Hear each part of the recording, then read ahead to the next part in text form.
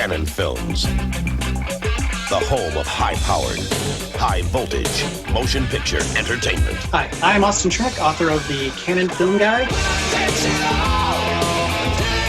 And you're listening to Play That Rock and Roll with Joe K.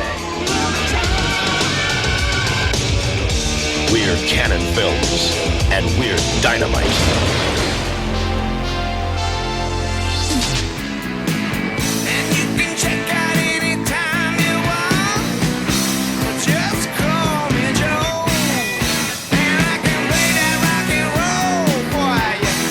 This is not a test. This is Play That Rock and Roll Podcast Edition.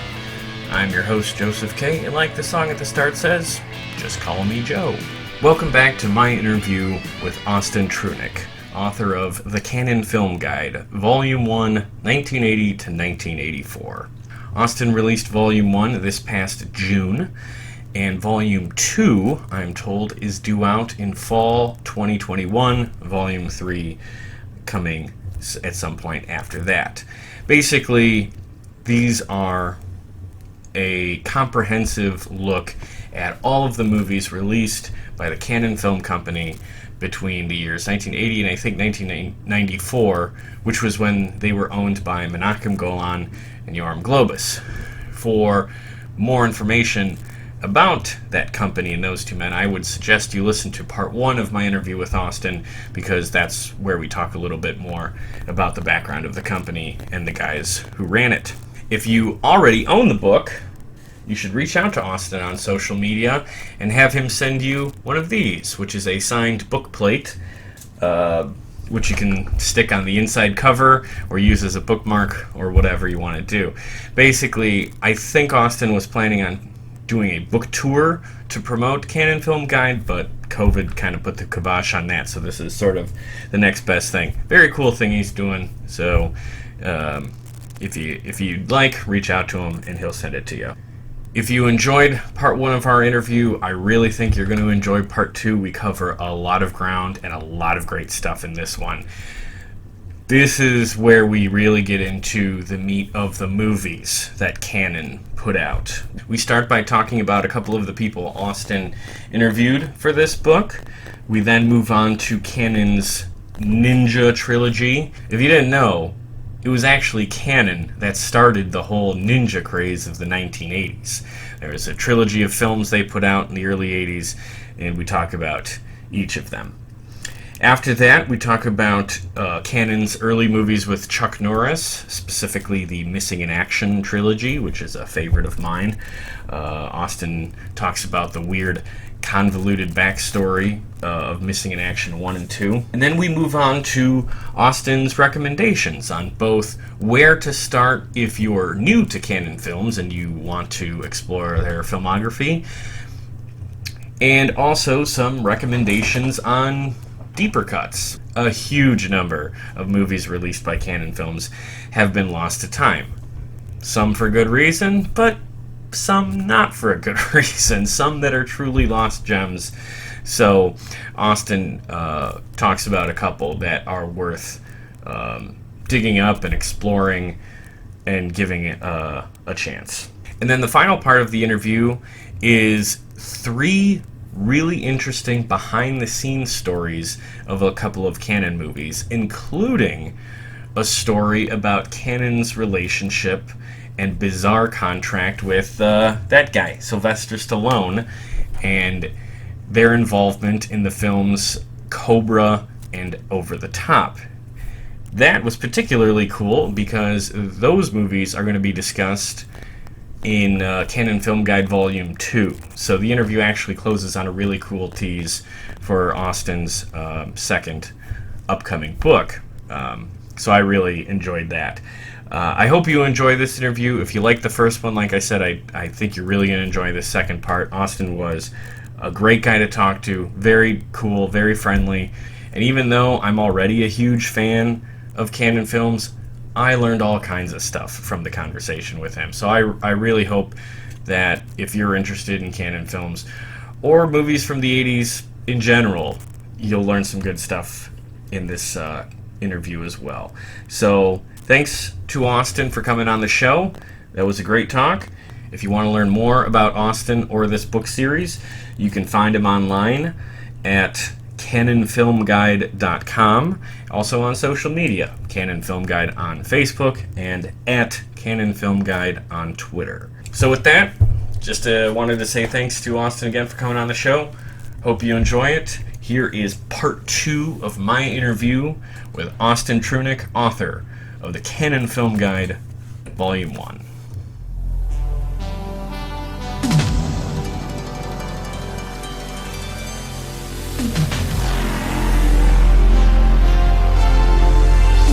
You mentioned Diane Franklin, and you interviewed her for this book, correct? Yes. So she seems like a very cool human being, and you got a lot of really great interviews in this. And I won't ask you to spoil who you're talking to in the later volumes, but of the interviews you conducted in the writing of this book, who were your favorites to talk to? Who did you learn the most from? Well, Sam Furstenberg, I owe him a ton. He wrote the foreword, but he was one of the first people that I spoke to when this became a book, and I realized that I needed to get first-person sources for information. And our conversation, he was just so generous. It went for hours, and at that point, this was years before having a publishing contract, and just being willing to dedicate that his time and tell his stories. He was wonderful. And again, there's another book, The Stories from the Trenches by Marcos Siegelman. An excellent book that just gets into his career pre and post canon as well. But he was someone, I love the ninja movies, and he had a very big hand in all of Canon's ninja movies. And my own personal connection to canon was mostly the Chuck Norris and canon movies, and ninja movies I watched as a teen, as a kid. So that was one of those things where talking to him, I left so excited and inspired by the stuff I learned that had that conversation not happened when it did, I'm not sure we'd be talking right now. I'm not sure this would have grown to something big. But yeah, he's one of those people that is just one of B movies, 80s B movies, like ambassadors. He's a great source for information. Very cool. Yeah. I was gonna say I like what he wrote in the book, and you asked some great questions. I thought the interviews you put in the book really helped give some behind the scenes and context to maybe some movies I wouldn't necessarily be interested in watching in the first place. Like Breakin' never appealed to me just because of like what sort of music I'm into, but like I really enjoyed the interview you did, and now I'm thinking like, well, maybe I should check that out. You know. They're fun. Yeah. You mentioned the ninja movies, so let's talk about the Ninja Trilogy. I heard you in a different podcast, you said, and correct me if I'm wrong, but Revenge of the Ninja is your favorite of all the films in this book, correct? Yes, okay. Yes. That is accurate. That's cool. I dropped the ball. I didn't get a chance to watch that one, but I did watch Ninja 3, The Domination. Mm-hmm. That's a weird freaking movie. How did the Ninja Trilogy go from a poorly dubbed Franco, whatever? Frank, okay, yeah. A poorly dubbed that guy to like an Exorcist movie. His soul possesses the body of an innocent woman and transforms her into a lethal assassin. Who are you?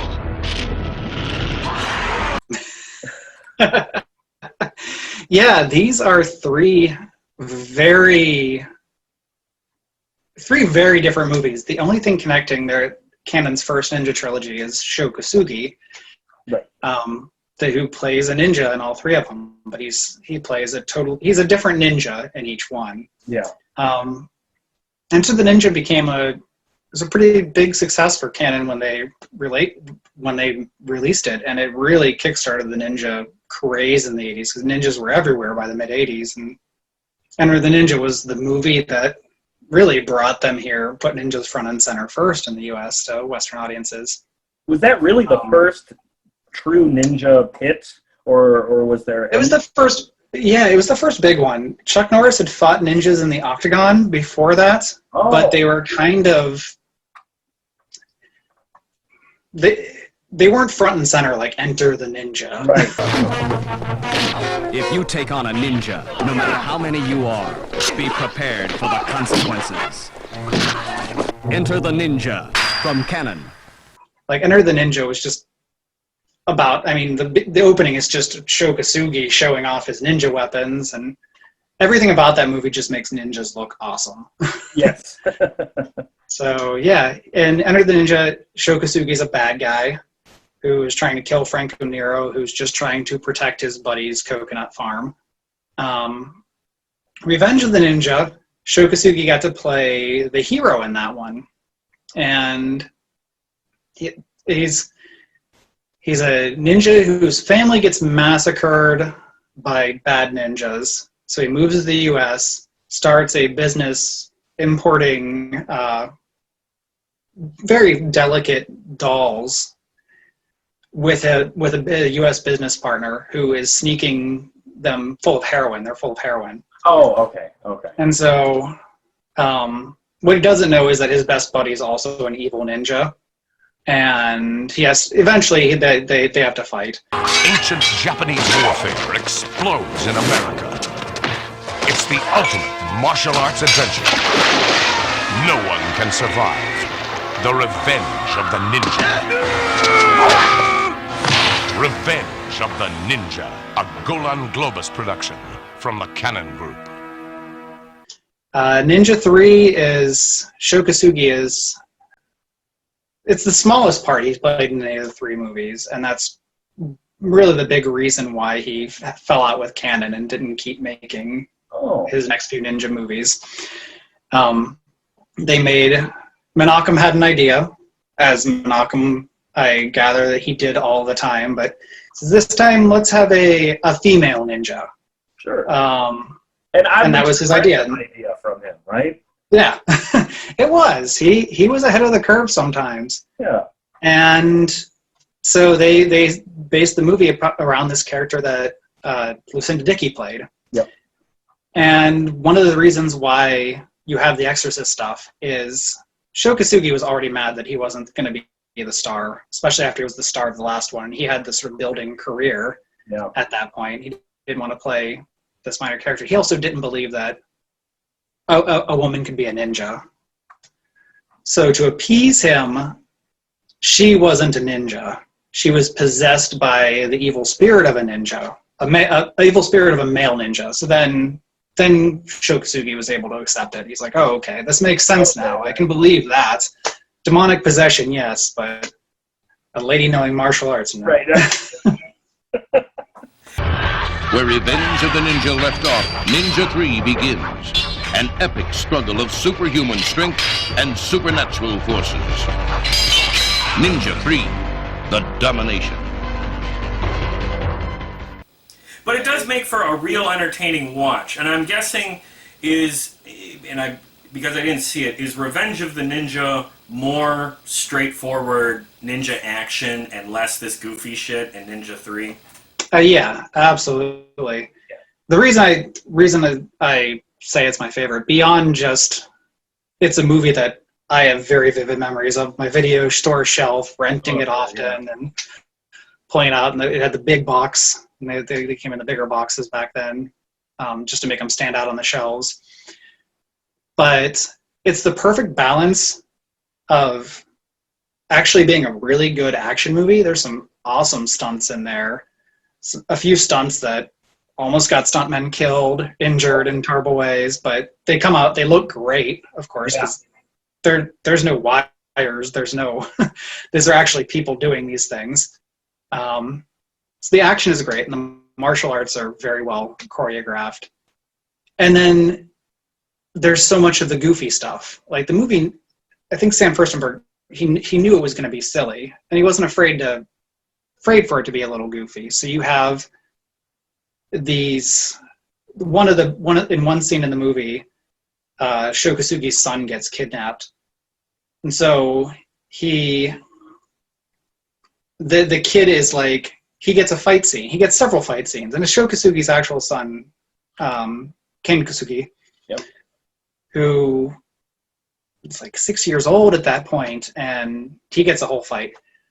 The grandma character who works in the dojo, like when they come to kidnap the son, she's there and she gets a fight scene. And they replace her with a stuntman, but it's clearly like this little lady in the cuts. Oh, She's walking around and like hunched over, and then she's doing like flips and kicks. And there's a scene where you bought it for Bronson and Kinjite, I think I would buy it in that one. Yeah, there's a great scene where the bad guys. There's a big fight on a kid's playground, so you get like bad guys getting kicked down slides and into like climbing nets and things like that. But the bad guys are dressed like the village people. Oh man, I remember you mentioning that. Like, what the hell? Yeah, well, it was just something that the costume person on set thought it would be a fun idea. Mm-hmm. Suggested it to Sam Furstenberg, and he's just like, "Yeah, that sounds fun. Let's do it." Right. That really does sound like a lot of fun, and I'm glad I saw Ninja 3 as well, if only because of how ridiculous it is. What do you think of the Ninja? Pretty good, or is it just sort of something that got it started? Does it live up to the other two? Enter the Ninja is great as well. Oh, really? Oh, okay. Yeah, I'll recommend all three Oh, good. of the Okay. Ninja trilogy. Yeah. Of that first one, just because Franco Nero and being with his dubbed Texan accent, Right. and you get some great Sho Kosugi stuff. Christopher George plays a bad guy in there, and next to John P. Ryan, like he is one of the like hammiest villains in any canon movie. Sold. I'll have to check that one out too.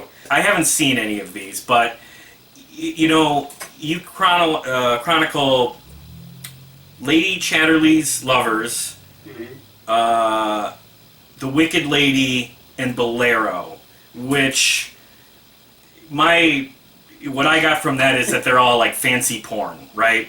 Yeah, that's safe to say. A bold and beautiful young woman embarks on a noble mission. I have come all this way to give you something, my virginity. I will take your gift with great happiness. Yearning to learn the ways of love, but yet to be fulfilled. You want this live? She continues her search Will you show me everything? to indulge her every desire. Am I too greedy? Bo Derek stars as an international adventuress in the film that shocked America, Bolero. It's an experience you'll never forget. Did you ever feel silly watching them? Oh, yeah. Yeah. All the time. Because I was thinking of, like, I should rent one of these and put that on just so I have a bit more context of what they were. And then I realized I don't know how to explain that to my girlfriend. Oh, yeah. Yeah, that's an uncomfortable Right. conversation with your significant other. Sure. It was a time of revelry, and she was scandalous. It was a time of violence, and she was lawless.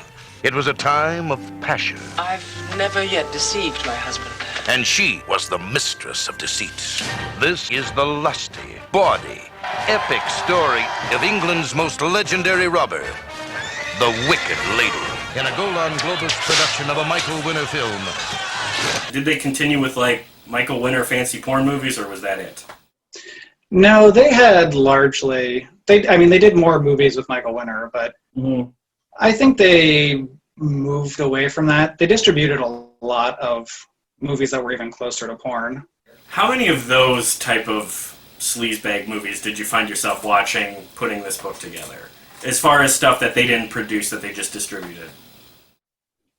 There's stuff for context that I had to see. Yeah. I made it a point not to write about the stuff just because I had to have a hard limit somewhere that they didn't have a hand in the producing. Yeah. But yeah, there are certainly things that I wrote about that'll get mentioned. They'll get mentioned in chapters, especially in the second book, because in the mid '80s they got into buying other people's troubled movies. Oh, okay. So thinking that they can put lipstick on a pig and have a hit. And they never had a hit from doing that. Okay. So let's move on to the other part of the canon, the big hitter sandwich, Chuck Norris. So Chuck doesn't get too much of a mention in Volume 1 because they made Missing in Action, the 1 and 2, those were the first movies they made with him? Yes. Okay. Yeah, that began their long, very prolific relationship with Chuck Norris. Yes, and so I believe I have a misunderstanding of how those movies came to be. So I'm going to pitch this to you to help explain this to me. My understanding of Missing in Action, the first two, is that James Cameron had a script for a sequel to First Blood in 1983, and they filmed Rambo First Blood Part 2 in 84, and they put it out in 85. So the first Missing in Action came out in 84. So my assumption all this time was the guys at Canon either saw the script or caught wind that there was a big budget Rambo Vietnam, rescuing POWs movie, and they rushed, like that documentary, they rushed to beat the big studio to the punch with their version of Stallone, Chuck. Is that accurate, or what am I mixing up here? That's a story that's been repeated often. That's never held water for me. There was a book that came out in the early 80s called Mission MIA by J.C. Pollock. And it was a bestseller. It was a big deal at the time. It made the news a lot. And I know that Chuck Norris had read that book as he wanted to make something. He had lost a brother in Vietnam. He wanted to make a Vietnam movie, and he had read that book and given it to James Bruner, who wrote Missing in Action, and just asked him to do something along those lines. And the premise was a group of guys going back to Vietnam to save POWs who have been trapped there all through the 80s. Right. And as Hollywood often does, I think it's just this book was a hit. And a lot of people heard about it. And I think either James Cameron or Sylvester Stallone himself probably also were aware of it and read it. And that inspired their Rambo. The movie Uncommon Valor, which actually came out in 83, has the same premise with Gene Hackman. Right. So I think it's just one of those cases where three different people independently ripping off the same book rather than each other. And all feeding into like one of the wildest and fully debunked conspiracy theories of the 80s, right? There was absolutely no accounts of POWs held in Vietnam after the war. That to me is such an interesting fantasy that a lot of people, I think because they saw these movies, thought must have been like ironclad for real. So can you tell the story of the mix-up or the switch-up of Missing in Action 2 being filmed first, and then the one that was released first being filmed second, and how they got swapped? Sure. Well, yeah, so Missing in Action, the script, for what we actually got as Missing in Action, Chuck Norris had been developing it with James Bruner, the screenwriter, and they'd been shopping around. At that point, Chuck Norris was been in martial arts movies, mostly doing sort of martial arts kick punching, a lot of roundhouse kicks, which is his trademark move. Of course. But he wanted to do something that would sort of move him away. There could still be punches and kicks in it, but he wanted to get more into gun action. He wanted to be a more straightforward action hero star, not just the martial artist. He was also in his mid-40s at that point. Yeah. So he was needing to lower the amount of physical stuff he was doing in the films. So, as I mentioned, he gave the J.C. Pollock book to James Bruner, and he wanted to do something in Vietnam. And he wrote basically what is Missing in Action. They shopped it for years, a bunch of places. Nothing came of it. Till finally, Chuck got called into Cannon. Cannon wanted to work with him. And they wanted to do Missing in Action with him in it. And so he assumed it was the script that he'd been shopping. Chuck goes into the meeting, and it turns out Menachem wants to make Missing in Action, but not the script that Chuck had sent. It was another script that Cannon got called Missing in Action. And so he has to make this very sad call to James Brunner saying, hey, guess what? I'm going to make Missing in Action at Cannon. They want to do this deal. The problem is it's not your Missing in Action. It's not the one you wrote. So, because he still wanted to do it. It was still a Vietnam movie. It was Missing in Action 2. So that movie was made, shot. Most of it is Chuck being tortured in a POW camp and then breaking free at the end, killing everyone in Vietnam and saving his buddies. Chuck Norris is a prisoner they couldn't break, and a soldier they couldn't hold. Look, our country has forgotten about us, and we have to do anything we can to survive. There's one chance for escape. That's our way out. He's breaking out and fighting back.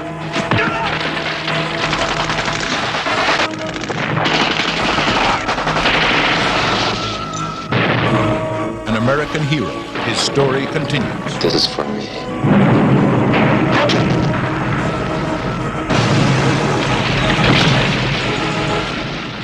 Chuck Norris, Missing in Action 2, The Beginning. As they were finishing that up, they were having such a good time and it was going so well that Chuck called up James Brunner and he said, hey, we want to do a second Missing in Action movie. While we have Chuck here, we want to do a sequel back to back. Can you just retool your script a bit so the characters name match, come back, and we'll make Missing in Action 2. So he did that. And that was what we ultimately got as Missing in Action 1. So when Cannon came to Warner Brothers had a first look option to distribute their stuff.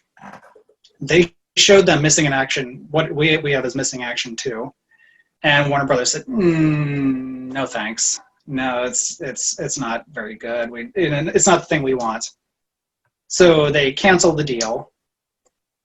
Cannon finished up the Missing in Action, what they thought would be their sequel, and realized, holy moly, this is so much better than than the first movie. Let's release that first. And so they put out Missing in Action because all you had to know is that he had been in a POW camp. Mm. That's all you really need to know about Braddock when you first see the movie. And it's in that movie, he's very much your 80s action hero. He's got the one-liners. He's got guns. He's got his martial arts. James Braddock has returned.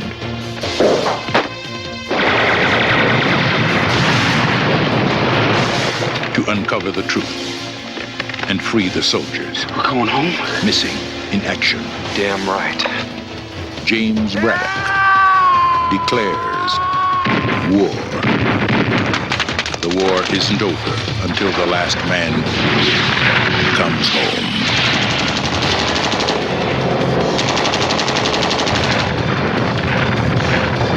America had no more heroes. Until now. Chuck Norris, Missing in Action. And it was a huge hit. It was one of Cannon's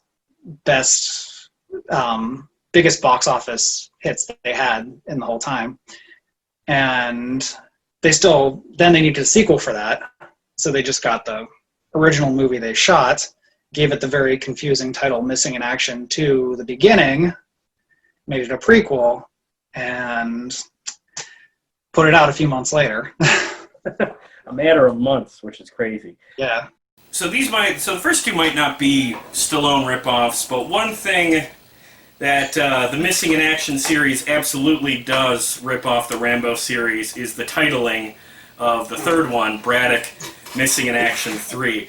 Are there any other movies ever that have hero's last name : the title? No. No, those two share a very, very specific naming convention. James Braddock is fighting for everyone who can't fight back. Chuck Norris. Braddock, missing in action 3. No man, no law, no war can stop him. Sylvester Stallone is back as Rambo. First Blood, Part 2. These were the only Chuck movies in this first volume. I imagine. Well, I know he shows up much more in volumes. Well, does he show up a lot in volume 3, or he had parted ways with canon by then? No, in 3 he was still doing canon movies. He was with them for years, though. Something that's interesting is canon actually. Walker, Texas Ranger became started as a canon-produced made-for-TV movie. Oh. Yeah, so they were up there right until Walker, Texas Ranger took off. But yeah, they made one of their last released movies was Hellbound, which was Chuck Norris with an incredible mullet, like his best mullet of his career in that movie. And did they do The Hitman? Yes. Yeah, The Hitman was a very late canon. Super racist movie. Yeah. Oh man. So, how do you like the Missing in Action trilogy? Was that one you watched when you were younger, or how does it rank in the Chuck? Yeah, I enjoy Missing Action. I think 3 is a ton of fun. Yeah. 1 and 3 are definitely my favorites. 2 is, for me, the beginning when all the stuff where it's just him getting tortured in the POW camp and humiliated and where they're trying to force him to twist his words is kind of a slog. Yeah. It gets good at the end when it's just him kicking ass for the last 30 minutes. But yeah, Missing in Action 3 is 1 and 3 are both like really fun 80s style action movies. Great one-liners, and the whole last act of Braddock is just nonstop insane action. So it's just that is worth the price of admission alone. Oh yeah, one of my favorite shirts. I don't get to wear it too often, but I bought it in high school and still got Step it. on toes, little John. Step on necks. Yes. Braddock, I'm warning you. Don't step on any toes.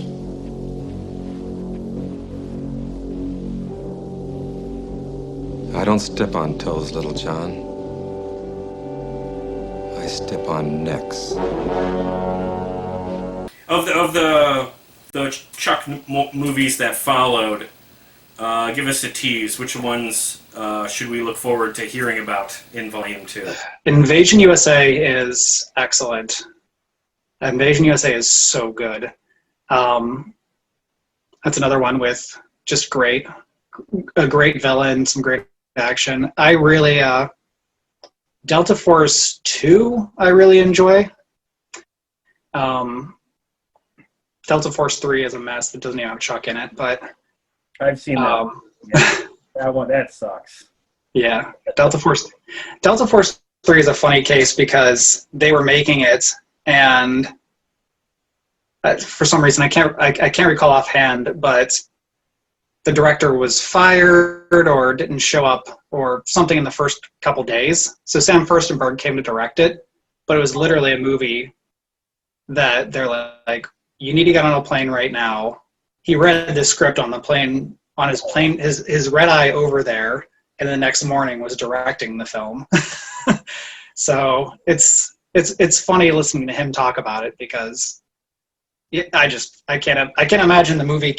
I don't know how it turned out comprehensible as it did.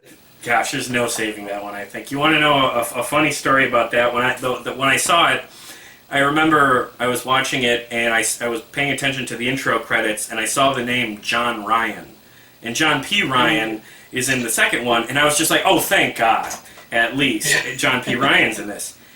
Different guy. I don't think I've ever been as let down by a movie than that. Yeah, bait and switch for sure. Very painful. Since it is a music show, and we've touched on them already. We talked about Last American Virgin's soundtrack, talked about Death Wish 2's soundtrack. I feel you have to mention the Apple if we're talking about soundtracks. When looking back at the movies in this book, when you were watching these films, which ones had the soundtracks that really stood out to you? You know, that are above your typical, Hollywood fare. Yeah, well, they worked with some great composers if we're just talking about movie scores. They worked with Ennio Morricone on Sahara. Pino Donaggio's score for Hercules is really good. Wicked Lady had a Tony Banks from Genesis. Oh, shoot. Yeah, actually, I knowing we would be talking about it, that's fantastic. Yeah, music composed by Tony Banks. So yeah, I mean, those are some of the great ones in this first volume. Their soundtracks, I felt, get even better as the good one. While we're talking about Stallone, this is a fun. Oh, hell yeah. Yes. It's got both Sammy Hagar and a Kenny Loggins song, because you're not a 80s action movie without a Kenny Loggins song. Winner Takes It All is a great song. I've seen Sammy Hagar in concert and genuinely disappointed he didn't do it. It's got a fun video too, because he gets to arm wrestle Sly. And at the end of the video, he actually, it ends with Sammy Hagar beating Sylvester Stallone in an arm. And I just can't imagine how you would get past Stallone's ego to allow somebody to beat you in an arm wrestling match in a music video.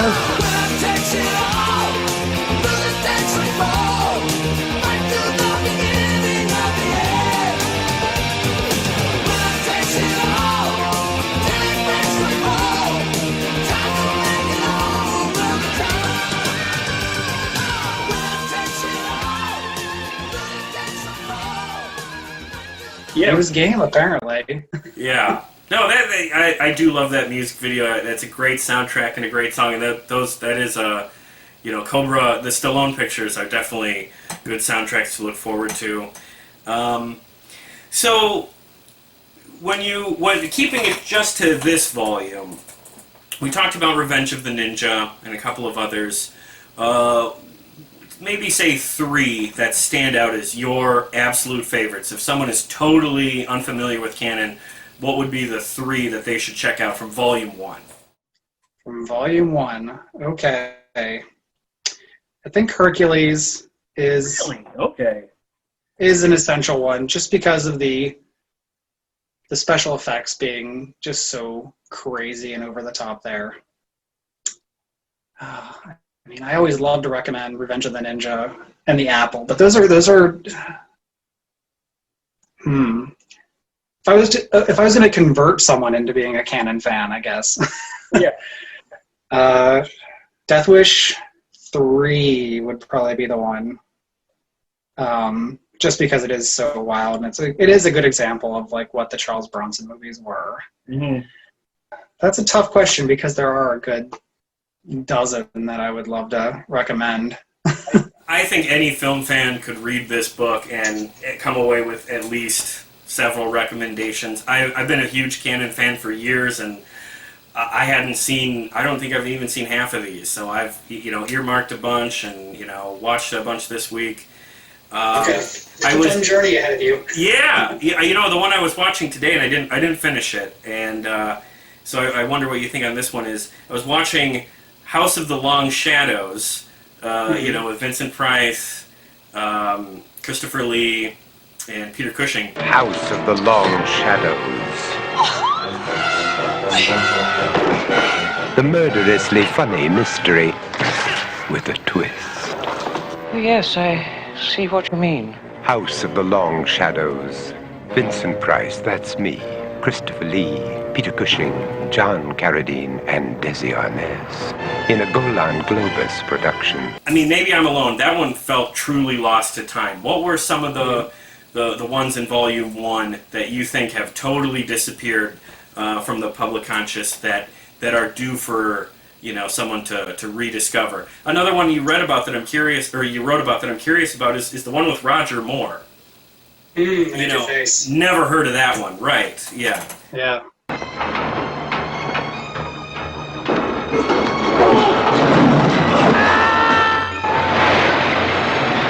Roger Moore, Rod Steiger, Elliot Gould, Ann Archer, Art Carney.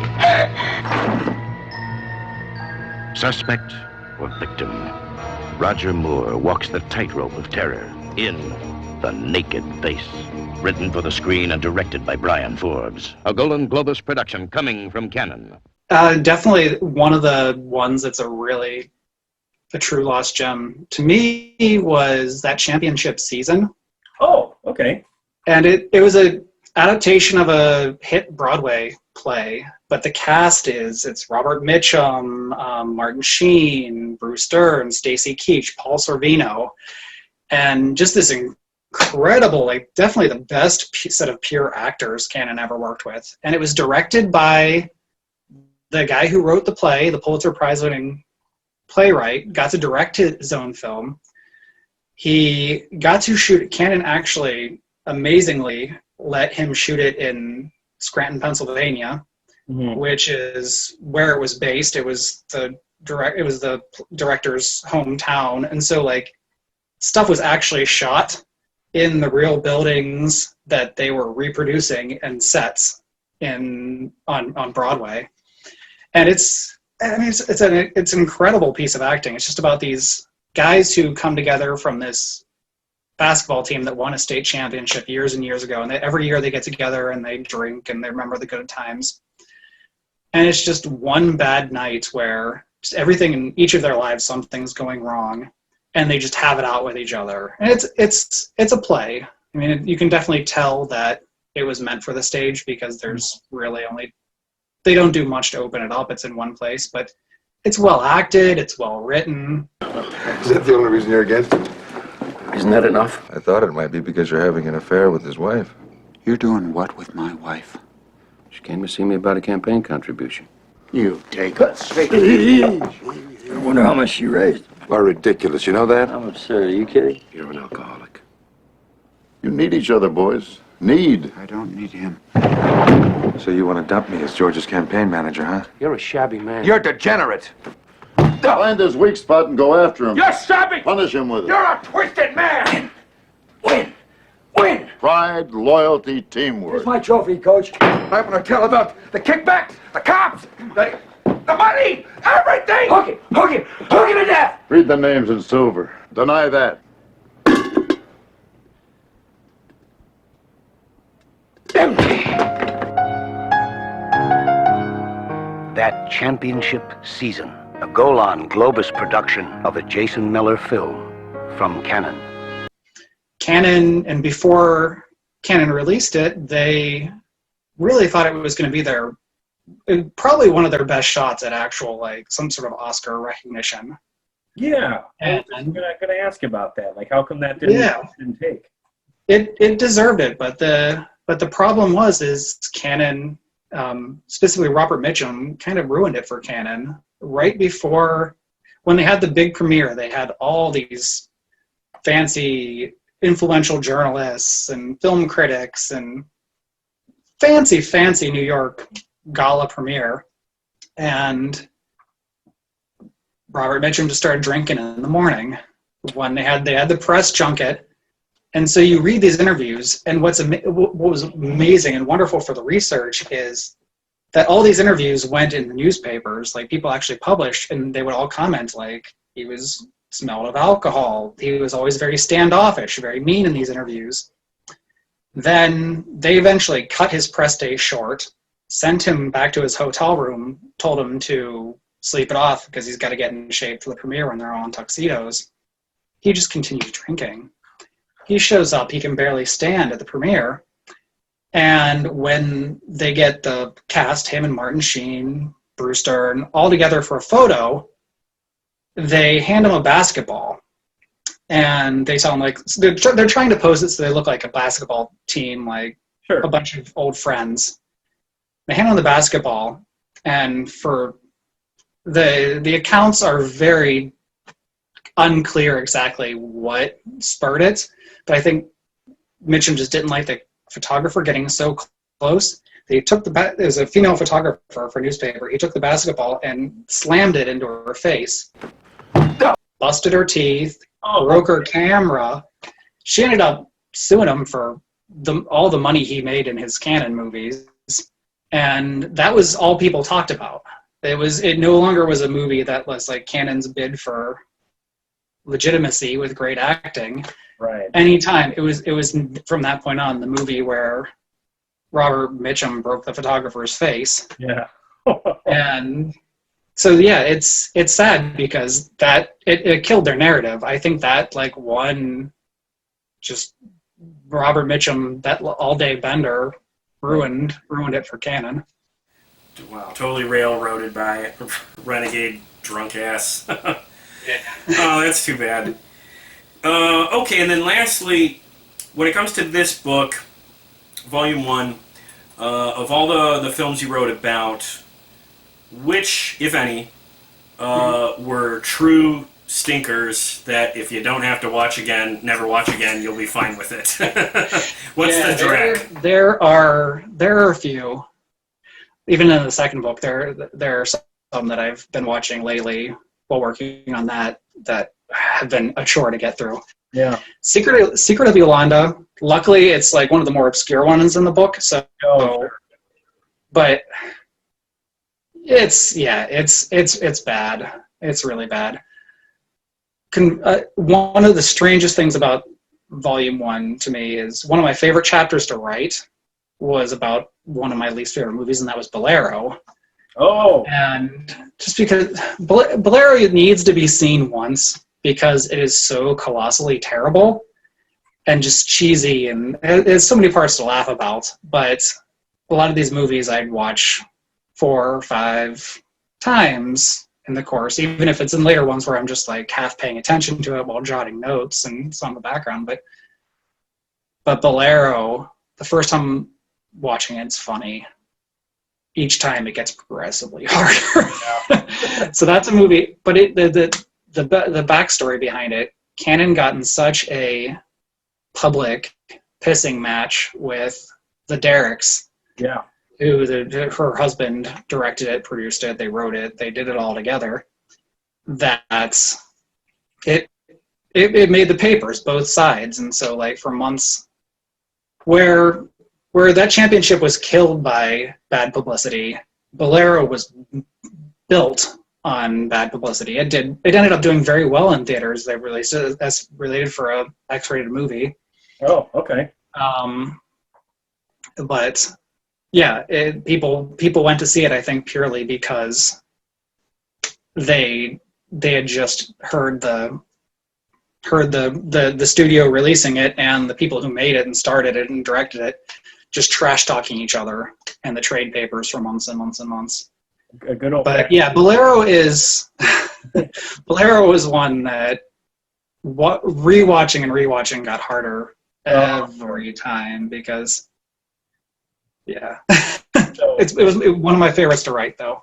Yeah, I did like that chapter a lot because that was like 2 equally scummy Hollywood factions going to war with each other. Hey man, that's good TV.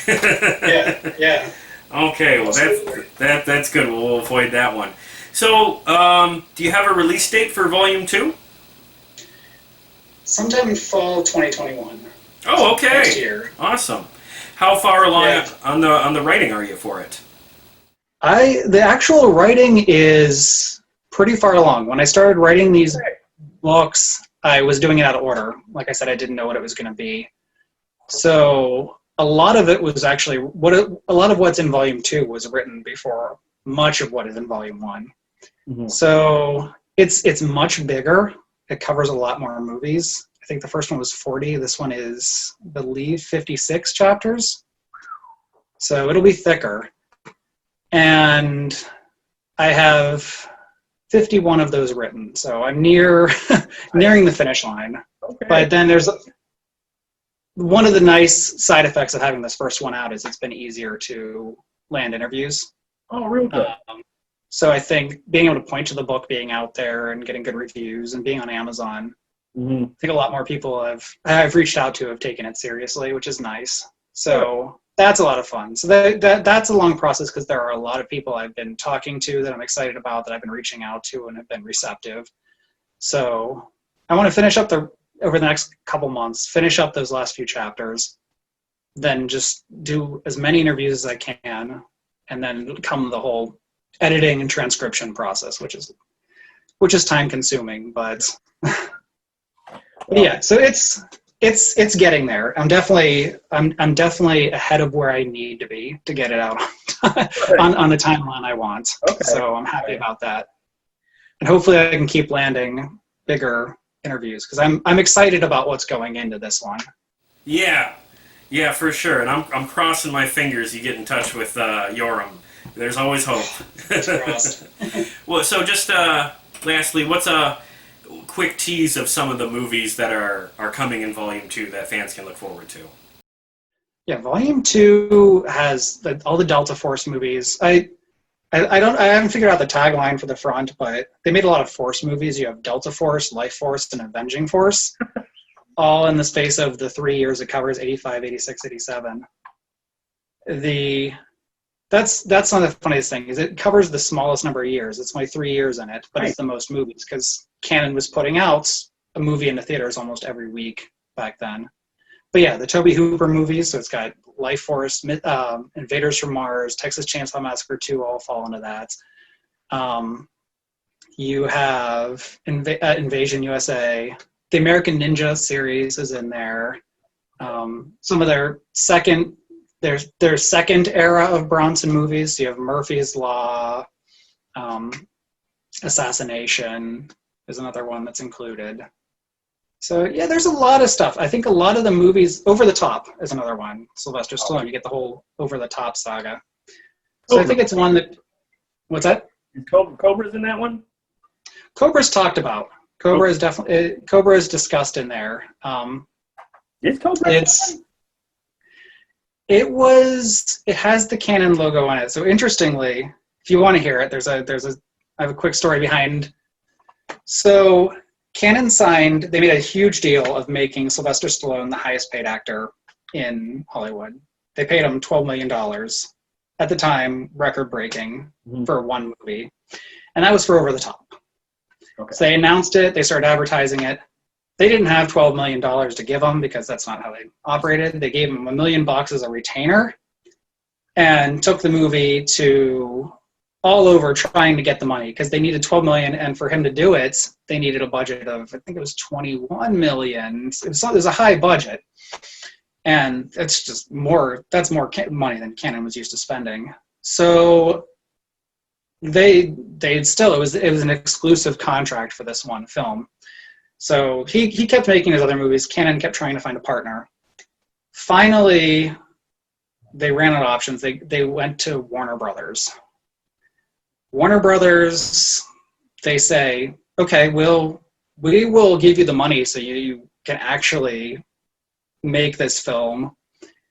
We need you to release part of it. We want video rights to a bunch of stuff. So Canon tossed in a bunch of video rights. So that's why a lot of like Bloodsport comes out in Warner Home Video and things like that later on. Okay. And the last part of the deal is we want to make Cobra.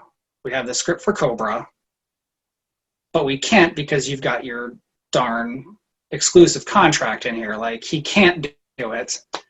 So if you let us make Cobra, if you release him, you let Stallone get out of his exclusive contract, we'll back Over the Top for you. So Canon was like, this is going to make us look bad. We're going to look stupid because like the whole thing had been months and months of advertising and that they had got an exclusive contract with Stallone. So Warner Brothers decided, it's like, well, we'll let you book producer's credit. We'll give you the producer's credit on it. We'll put the Canon logo in there.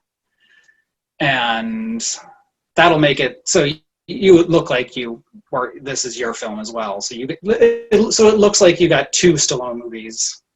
So that's very much a Cannon movie in spirit. And Cannon was, for a while before Overtop kind of had a disastrous opening and Cannon fell apart. Yeah. Where they were talking about doing Cobra 2 with Menachem and Stallone were both talking about Cobra 2 being with Cannon.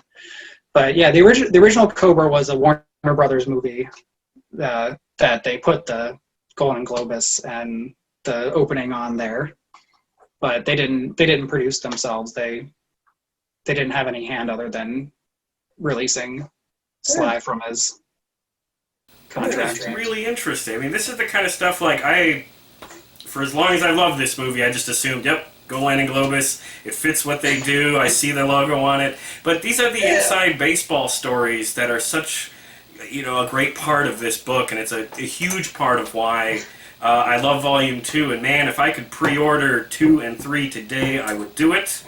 And I hope everybody listening, if you haven't got Austin's book now, please go out and get it, because it is a really good read. Thank you so much for coming on, man. I really appreciate you. This has been a lot of fun, and I hope you'll come back when Volume 2 comes out, or if you just want to come on and talk about, movies or whatever records you're listening to. I would love to come back and ask you classic rock questions sometime, even. But yes, thank you. Okay. Thank you. I'd love to. Awesome.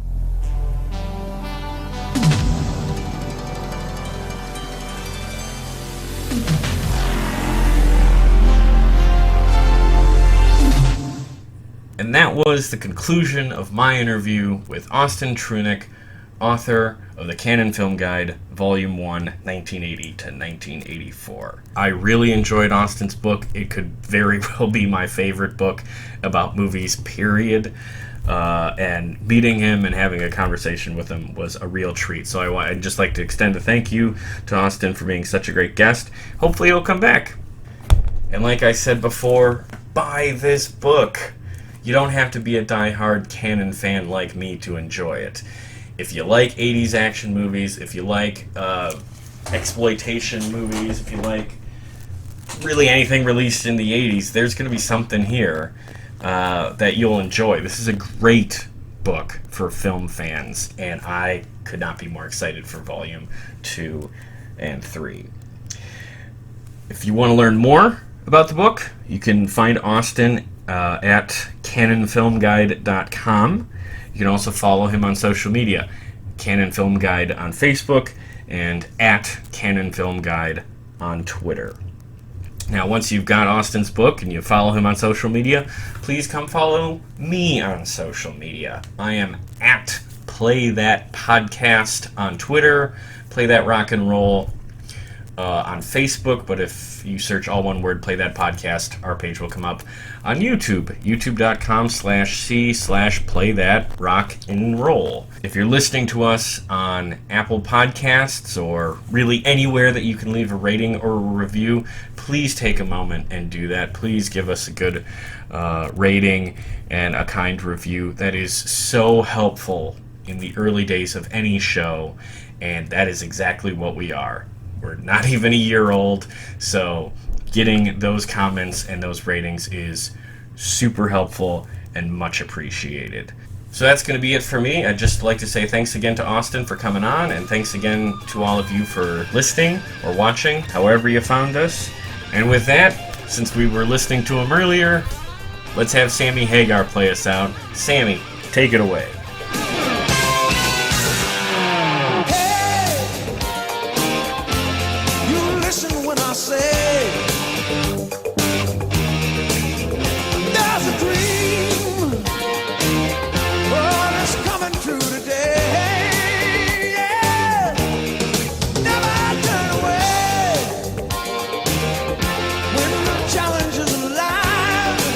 Best of You luck. made me feel like a rock star right there. That was great. Hell yeah, man.